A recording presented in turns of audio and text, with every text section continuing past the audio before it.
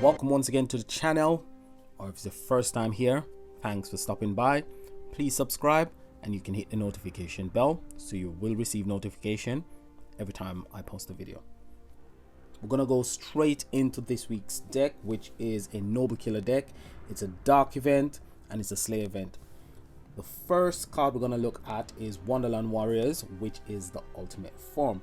Now, the ultimate form, I think it's quite nice. It's a bit curious. The battle skill is quite curious, but the battle skill does have potential. It has the potential to be a very useful utility card, and it can prove to be quite powerful when it comes to gem production. Now, it does produce power gems over 3 turns, and it's got a 2-turn cooldown, which makes it quite nice. Now, on turn 0, that's what most people call it, turn 0, that's the turn when you start your fight, your relics will create all your gems and power gems on the board. At that point, when you activate your battle skill, because your battle skill will become available if you crush at least 2 columns of gems, you activate your battle skill, you will create 6 power gem 6s straight off the bat. Then you will increase self attack for 1 turn. Now, the self attack only happens when you activate your battle skill.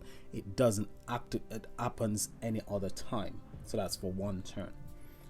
You gain something called Cryptic Advice buff for 2 turns, and for the next 2 turns you will have 10 power gem 6s on the board. So you don't get these 10 power gem 6s on turn 0, because you create your first 10 power gem 6s on attack. So when you attack going into turn 2, you will create 10 power gem 6s, and when you swap your gems or match your gems, whatever you want to do on turn 2, your battle skill will then be ready on turn 3. But at the end of turn 2, you will create another 10 power gem 6s going into turn 3. So at the start of turn 3, you will have 10 power gem 6s on the board. The passive of the battle skill actually works just the same as the water deck that we had, the event pass. So every time you activate a battle skill and you attack, you create power gems. That's how it works. So on turn 3, your battle skill will be available, and you will also have 10 power gem 6s on the board. That means when you activate the battle skill of your ultimate form again, you will create an additional 6 power gem 6s, giving you 16 power gems at that point. So this card has actually got the potential to create 16 power gem 6s on the board at a particular time, depending on how you activate your battle skill. So that makes it quite useful when it comes to creating dark power gems. So it has utility potential going forward, being able to create those 16 power gem 6s on the board. Really good. 2-turn cooldown, as I said, really love 2-turn cooldown decks. 1-turn cooldown is quite nice, but 2-turn cooldown is quite good as well. Let's get into the passive of this card. So the first passive is a revive. Once per battle, instead of dying, you revive and heal for 20,000% of hero recovery. Now let's take a look at the hero recovery.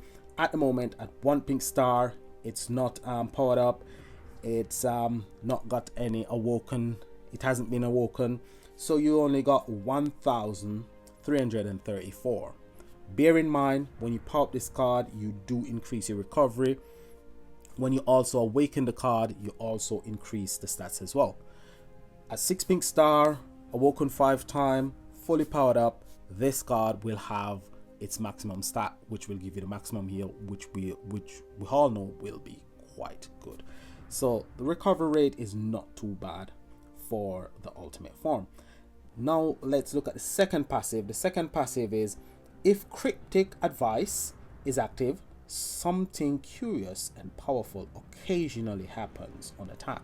Occasionally, it means it doesn't happen all the time. It happens occasionally. So you might see it happen in a battle, you might not see it happen within a battle. It is just by chance. So just by chance something curious might happen, which makes me quite curious about this. What is it? Is it a power boost? Is it a damage boost? Is it an attack boost? Is it creating a full board of power gem 6s? What is it? That makes me quite curious. Okay, so the next passive is minimizing mushroom.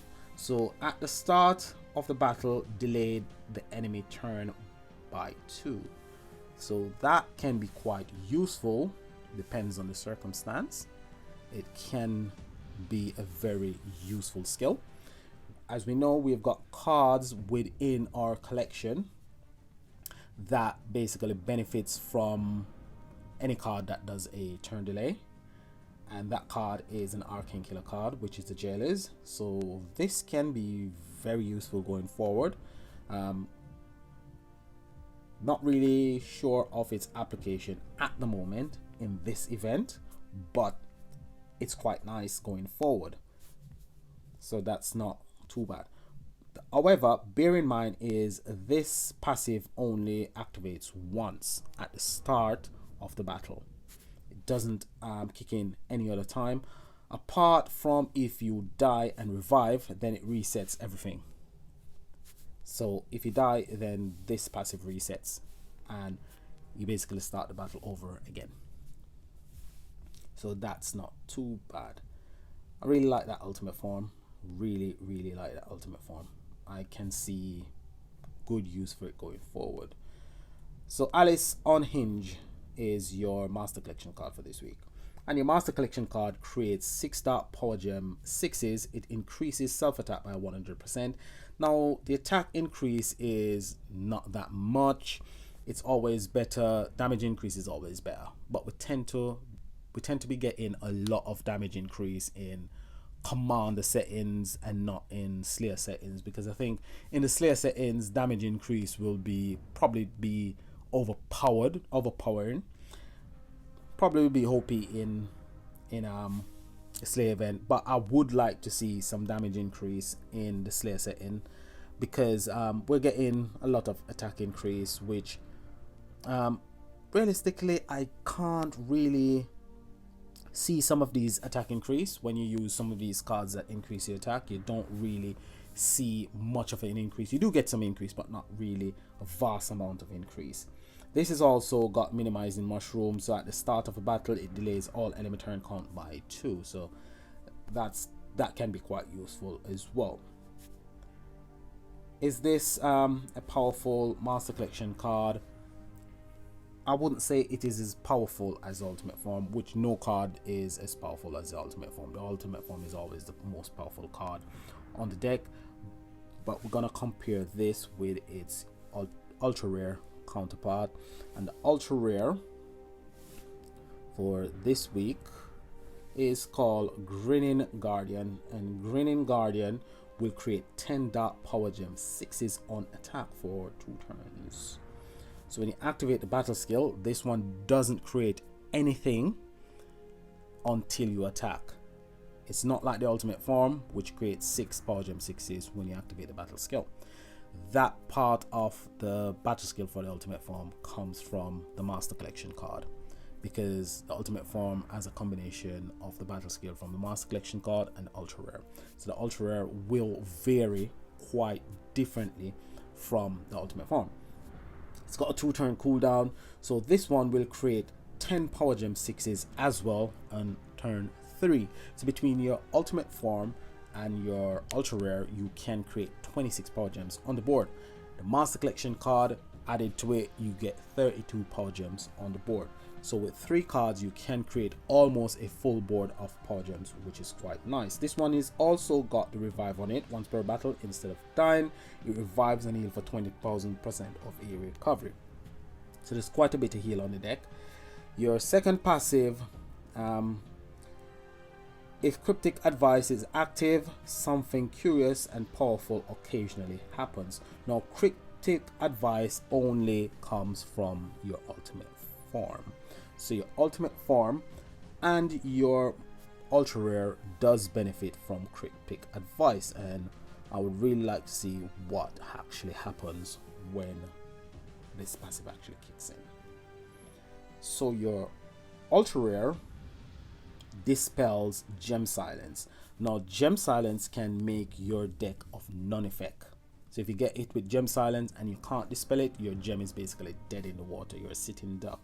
Your master collection card dispels blind. Blind is not too much of a bad debuff. Armor can be quite time consuming and wasteful. So if you get hit with armor, you can't basically attack because your attack won't be of much value. You can attack through the armor, but not all of your damage will go through the armor. You'll get a certain percentage of your damage going through the armor, which makes it very wasteful. So armor is very wasteful. It's time consuming, it's time wasting, and it wastes a lot of your damage. So it's always best to dispel armor. Blind can be wasteful as well, but it's not too much of a bad debuff as armor. Armor is a buff, blind is a debuff. Gem silent is a debuff as well, so you need to get rid of gem silence. Now you have got cards in the dark collection that will dispel gem silence for you, and you have got card that will dispel armor for you as well. So let's take a look at the support card first, and then we'll take a look at the main event hero. So Cheshire Cat, and this will dispel one enemy buff. So if you had this dark card to the deck, it will dispel armor for you. So that's not bad. That makes this card really useful. So with its counter skill, it can dispel armor. It's a chance to remove armor buff from all enemies. But as you look at the level, it is a 5, but this is a 5-star. This is a 5-star stat. If you power it up to 6-star, you will go up to 6. That gives you a 60% chance to dispel armor. But with its battle skill, you have a 100% chance of dispelling armor every single time you activate the battle skill, which has got a 2-turn cooldown, which makes this card not very powerful but really useful, and it is valuable in a situation where you haven't got anything else to dispel armor. That makes this card really valuable. It does create 8 dark power gems and heal for 4000% of hero recovery at the start of each turn. That means with this card you get heal every single turn, and you do get 8 dark power gems on the board as well, which is quite nice. So that's not bad.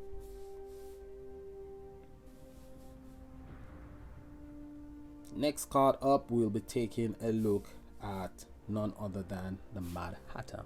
Now the Mad Hatter is the main event hero, and this one will create 5 dark power gem 5 dark power gem 5s. Almost about to say power gem 6s. Would have been nice if it created power gem 6s, but no, it creates power gem 4s. So it creates 5 dark power gem 4s. It's got a 2-turn cooldown. The entire deck has got a 2-turn cooldown, and permanently 6 PM is the only passive that it's got. At the start of the battle, it delays all enemy turn counters by 1. So this does do a turn delay as well, which makes it quite nice. So this can be a valuable main hero going forward because of that ability to actually delay the enemy turn count by 1. So that's not bad. I kind of like the main card as well. Not really powerful, but it has got something that's really useful, just like the support card. It isn't a powerful support card, but it has got a ability, which is its battle skill, which can prove to be quite useful, not only in this event but in future application as well. So those are your cards for this week. Is the deck a really powerful deck when it comes to boost? No, it's not a powerful deck because it hasn't got a lot of boost. Two of the cards have got self boost of 100%, and that's attack. Attack boost is not really that much as damage boost, so it will need additional help from other decks. It does produce quite a decent amount of power gems. So if you've got say one Master Collection card, 3 ultra rares, and your ultimate form, you will be creating quite a number of power gem on the board. The thing about creating the power gems passively is, from my experience of creating power gems passively, you don't really seems to get quite high level power gems when the gems are created at the end of the turn and when they are crushed. I think when you actually use a battle skill, you get better value for money than actually getting the power gems passively. That's from my experience. Probably I'm wrong, but I've been paying close attention to passive spawning of power gems and what happens when they're actually crushed, and I can't really see the deck getting good value for money when it spawns the power gems passively. However, I might be wrong. Now, the 3 cards for this week, I've only got one. Didn't get Baron Semidi, and I didn't get this one either. So that's that. Most useful of the 3, I would say none. They're all pretty useless cards apart from just collecting extra coins during the events. So let's take a look at what we can use as non-event deck, because I didn't get anything from the vault, so I will be using a non-event deck this week. Okay, so let's see what ideas I've got for this week. So these are some of the cards that we could use. There are other cards within the collection that you could use. One of the cards that a lot of people will be running this week is Earth-Shaking Colossus. That's a very good it's a very good utility card. It upgrades power gems, but you have got another ultimate form that does upgrade power gems, and it's the Dark Commander ultimate form from last season, which it's not from last season, it's from the season before. Let me see if I can remember quite clearly. No, it's from last season, definitely from last season, because last season we had the Commander event. This season is a Slayer Dark event, so it's definitely from last season. So I did manage to craft the ultra rare. This is definitely not the ultra rare. Okay, so it's an Arcane. Let's see if we can find the ultra rare. Arcane, and it's Commander, and there it is. There is the ultra rare. So this is the support card, and that is the ultra rare. Now the ultra rare is where the ultimate form got its ability from. So what this one does is it actually creates 8 dark power gems 6s, then it upgrades all dark power gems by 1 rank. This one has got a 3 turn cooldown, which doesn't really match up with the current deck, because the current deck has got a 2 turn cooldown. Not sure about how Earth-Shaking Colossus battle skill actually works, because what it is that Earth-Shaking Colossus, I haven't got that one. I haven't got the Master Collection card, haven't got the ultra rare, haven't got anything from that event which is of any use apart from the support card. So that's one card that can be quite useful. It's a commander card, but it has got really good utility application. Now, Usurpers of Fortune will be my Noble Killer ultimate form that I will get my 900% increase from its killer skill. Increase Dark Slayer damage by 900% while Noble Killer enemies are present. Its battle skill creates 3 Dark Power Gem freeze plus 1 more per 150 Noble Killer intensity, and increase Noble Killer's attack by 100% for 1 turn, plus 1% per 30 Noble Killer intensity if these hero's attack or damage is increased by a hero's battle skill or passive skill creates 2 Dark Power Gem 4s. So whenever this hero's battle skill, whenever this hero's attack or damage is increased, it creates an extra 2 Power Gems. So every card that actually increases Dark Slayer's damage or attack, it will create an extra 2 Power Gem 4s. The current deck only buffs themselves. It only gives an increase to itself, so this card won't benefit from that at all. But we have got cards that will buff Noble Killer. We have got cards that will actually boost other other dark slayers. So that is something you might want to actually have a look at if you're using this cards that actually increase attack or damage boosts. Okay, so let's take a look at the next card up, which is Custodian of Fate. Now, Custodian of Fate, I didn't get this card from its event.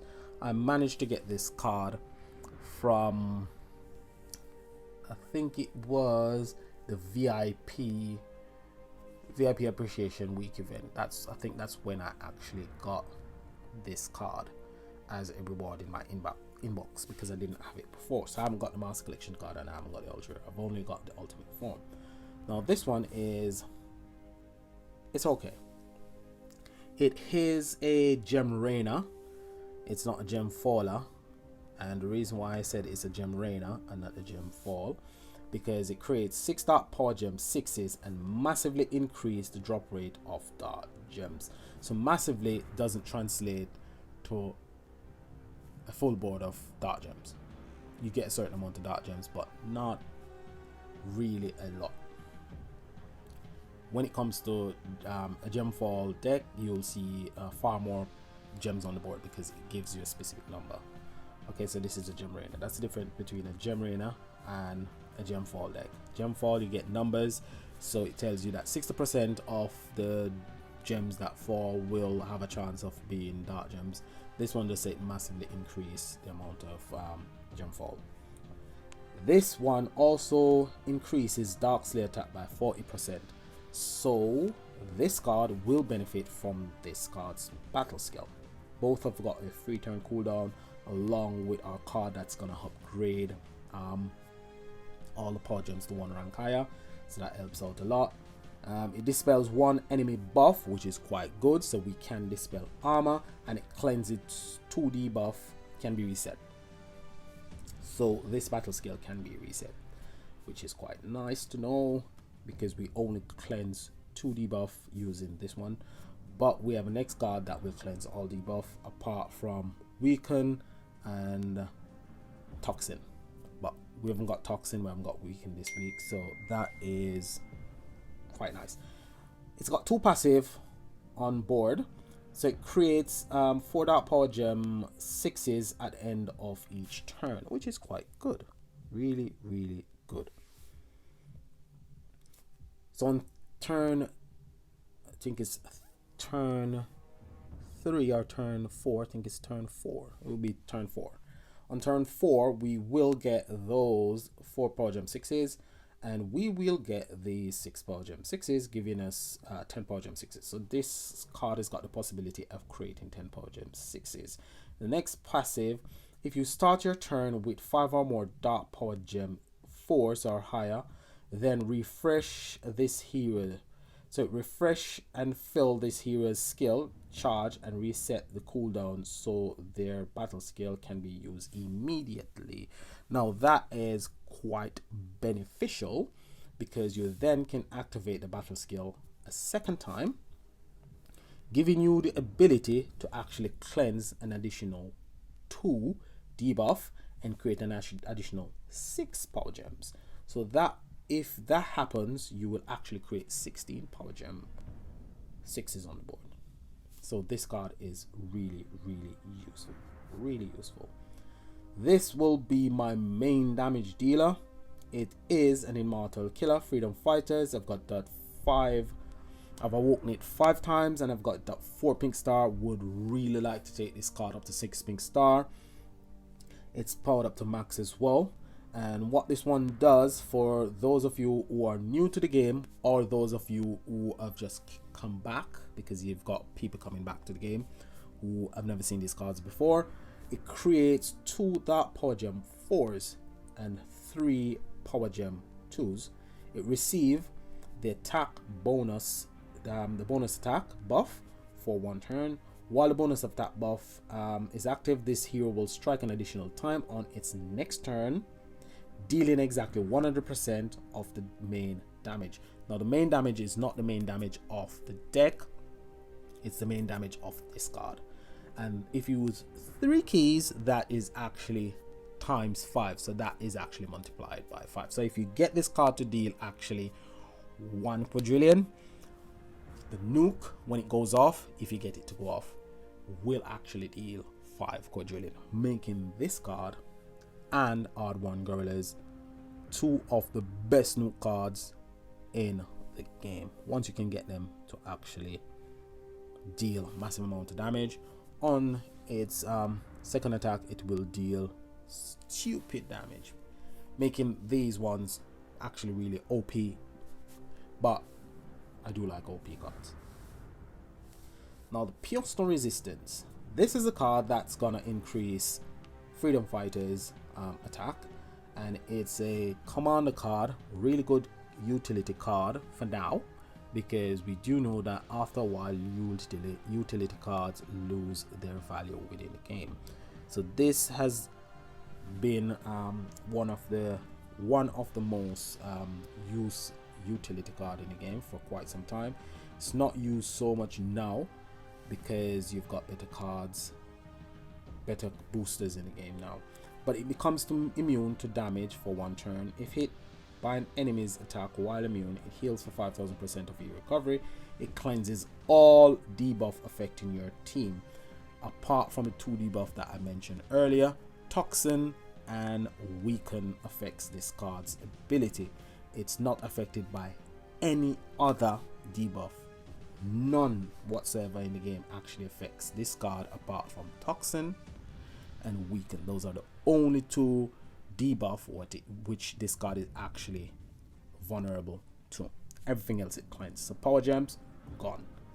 It doesn't cleanse buffs like armor, thorns, fear. It doesn't cleanse those ones, but debuff, really good card to actually cleanse debuff. So if attack while immune, it gains supercharge and gain a 25% damage reduction for 3 turns. Supercharge powers up certain skills and increase immortal killer's attack by 2500%. That's what we're looking for.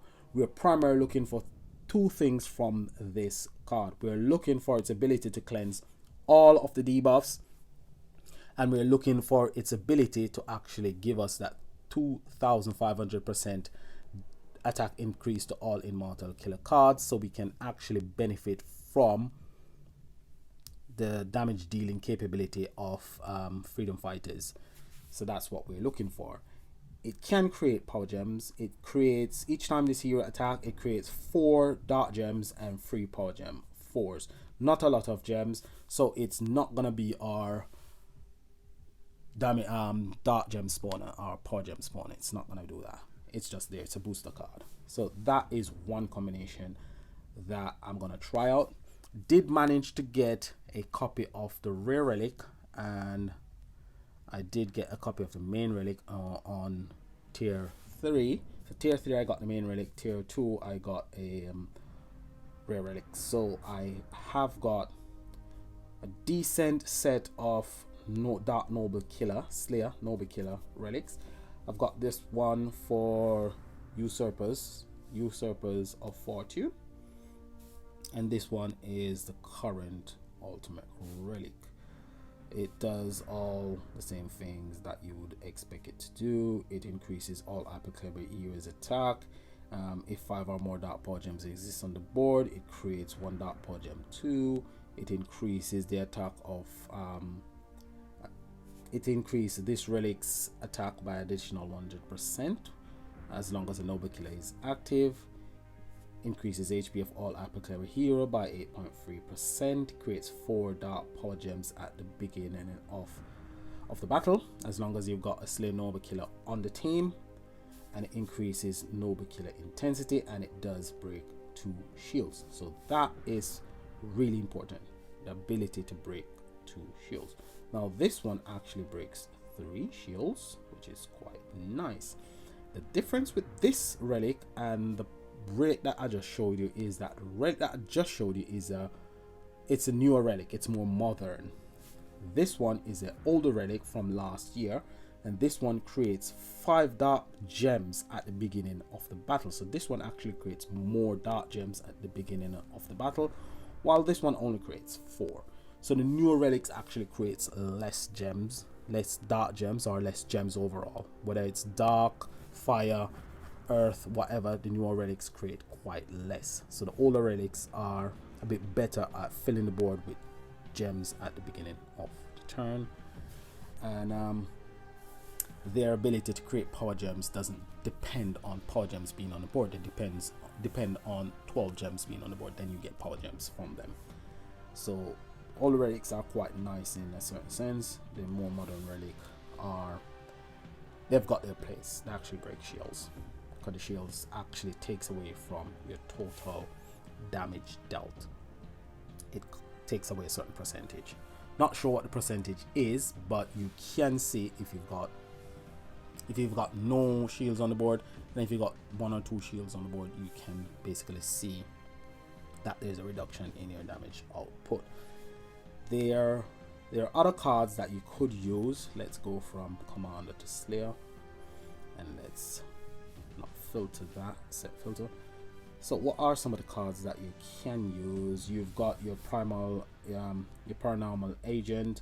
You've got Draconic Scoundrel. Draconic Scoundrel can give you quite a number of power gems on the board, because what this card actually does, it destroys all non-dark gems and create 4 dark power gem 4s plus 1 additional power gem 4 for every 5 dark gem on the board. So it doesn't depend on power gems, it depends on dark gems. It cleanses all debuff and heal for 250% of self recovery per gem destroyed. So this one can be very useful as well in dispelling all debuff. Because it creates power gem with its battle skill, it is weak to gem silence, because it does create power gems. So this battle skill is weak to gem silence. So this one is actually good to dispel blind, but not gem silence. So this one will be weak to gem silence unless you pair it with Custodian of Fate. Custodian of Fate can dispel at least 2 debuff. If it dispels gem silence from Draconic Scoundrel, then Draconic Scoundrel can actually help you to dispel the rest of the debuff affecting your cards. Let's take a look. You've got this one, Regal Revolutionaries. I did think of using this one because it has got the ability to upgrade power gems. It doesn't upgrade all power gems on the board. However, it creates 5 dark power gem 2s plus 1 more per 100 immortal killer intensity. We're not in an immortal, we're not going into an immortal killers event. It's a noble killer event, so we want to use as much noble killer relic as possible. So we're not going to generate quite as much immortal killer intensity, because the next immortal killer card on the deck doesn't generate immortal killer intensity. It generates something called skill points. It's got a free turn cooldown. Its passive is quite nice, Unbreakable Spirit. Whenever a battle skill that creates power gem is used, it heals for 2000% of your recovery and it creates 1 more dark power gem once, then it upgrades 4 dark power gems by 1 level higher. So it has got the ability to upgrade 4 dark power gems, which isn't a lot in the grand scheme of things. The commander card which I've got on board does upgrade all power gem to 1 rank higher, making it far more useful than this one. This one doesn't create a lot of power gems as well. It only creates 5 dark power gem 2s, so they're not really high level power gems, but it is an immortal killer card. It can do a bit of damage, not as much as Freedom Fighters, but it is something that you could consider to use. Let's see, Paranormal Agent. You could use Paranormal Agent if you haven't got anything else. Vanquishing Vagabonds, you could try that one as well. Let's see what this one does. It creates 4 dark power gem 5s plus 1 more per 150 to killer intensity, and an additional 4 the next time this hero attacks. So it does create power gem on attack. When beginning a turn with 10 or more dark gems on the board, increase self attack by 100% and reduce damage taken by 10. So it's got a self attack increase. This one, Transformed Trailblazer, is not something that I would recommend. It's really old, doesn't produce high level power gems, and it needs a lot of skill point to get it going, so it's not something that I would recommend. I think it's outdated. This one, Spirit United, it's useful in its ability to actually dispel gem silence, but apart from that, nothing else. It doesn't create power gems unless you've got the support card or the Ultra on board, which when this card came out I actually said I didn't really like this card because of the fact that you need additional card for it to create power gems, which you can see now it's not of much use because you really need 1 card, additional card on the board to actually dispel gem silence. You would have to actually use 2 just to benefit from the battle skill of this card, which I was pretty disappointed in that card when it actually came out. You've got BioBlitz, which does the same thing but a lot less powerful than Freedom Fighters. It creates 2 dark power gem 4s and receive the attack bonus buff, and it does strike the additional time for 100% of the main damage dealt by this card. It does benefit from the 3 key boost, which it will give you 5 times the amount of damage. So it's something that you can use, but it doesn't create a lot of power gems. So you need cards to create quite decent level of power gems and quite decent amount of power gems, which this doesn't give a decent amount of power gems, and the level of power gems is quite low. It's level 4, level 6 or anything above, it's much better. So it's not something that I would recommend unless you haven't got anything else, but it will work if you put it with high performance unit area.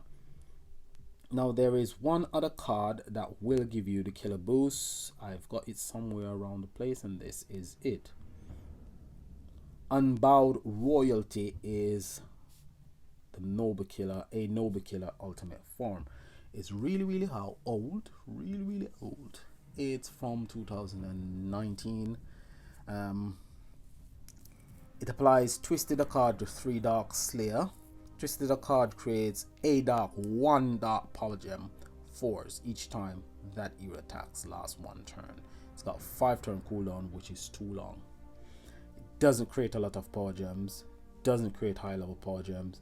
The only possible reason you could use this is if you haven't got anything else. This card is a last resort, and it isn't my last resort, thank God for that. I've actually got a more modern ultimate form. Even though it's a year old, it's still vastly more useful than that ultimate form, which is part of the reason why I've been playing for a while, and I come to the realization that a lot of the cards that we collect over the years, eventually they're nothing more than just collector's items. The game isn't about being a collector of useless cards. It's being a collector of useful cards. So we don't want to collect useless cards, and that's the reason why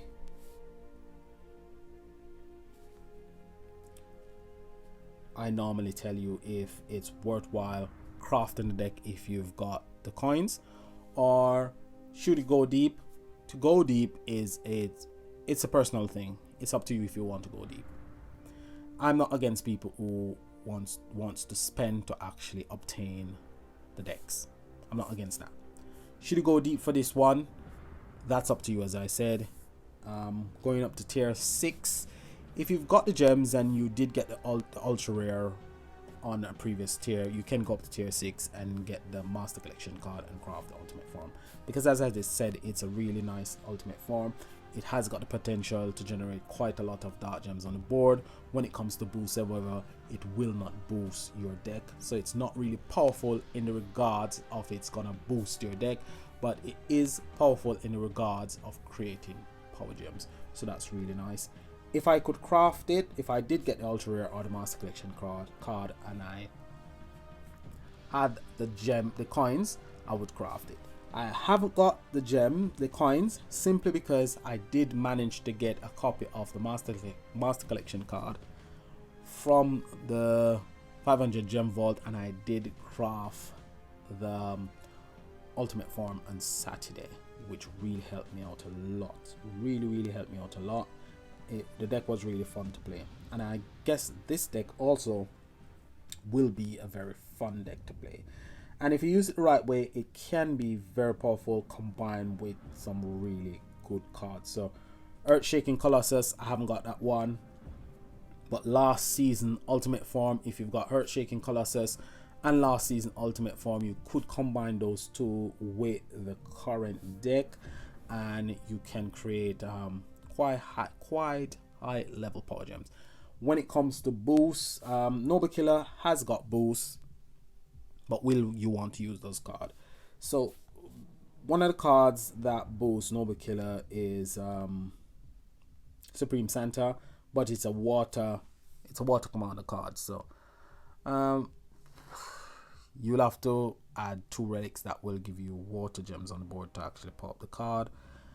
But I think it's a one-time use only, because you won't be able to generate much water power gems on the board apart from the 4 that Supreme Santa actually generates passively. So it's not really something that I would recommend, but you could try it out. High performance unit area is one that I would recommend for, even if you got the current deck. Let's scratch that. If you got the current deck, high performance unit area is something that you don't want to use, because the current deck actually delays the enemy's turn count.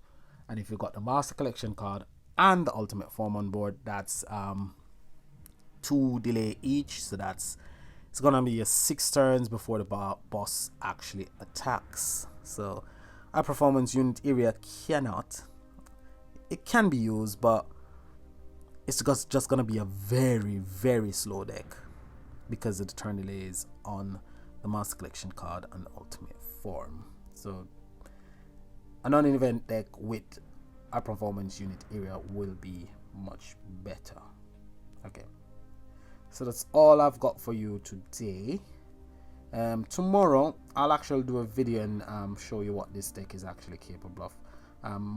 I can try it out in Legend Trial, but you don't really see the full effect of the deck in Legend Trial. You just see how to actually activate the skills of the cards, but in the event you actually get a better feel for the deck and you actually see if the deck is any use, because a lot of times I showcase deck on the deck release, and going into the event I realized that a few of the cards have to be changed, swapped out for something different, and I would end up with a totally different deck by Saturday afternoon than I actually started out with on Thursday.